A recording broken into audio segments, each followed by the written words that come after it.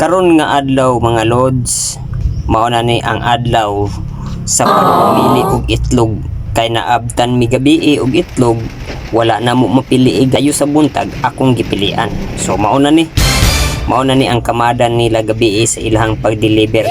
Maotong kumbate migbanat og pili aning mga lods, kay ang itlog kinahanglan na mo na siyang pilian, kay ang mga buak ilaara man po ng dalon og balik. So mao na nga doon na gyud tay quality sa atong itlog, kay ato nga pilian sakto sa gidak-on.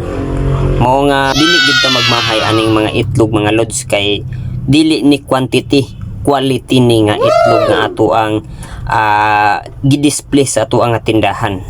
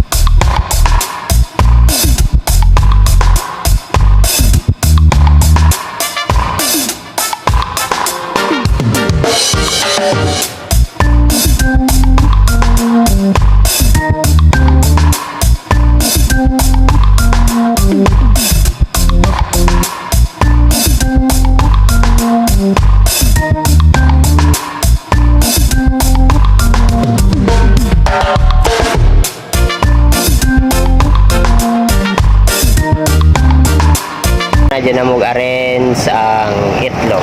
So muna ni. So dining banda XL ni nga size. So muna ni siyang pastada. Ngayon diring banda muna siya double XL. So dagko kayo. Presko pa kayo ang ato ang itlog.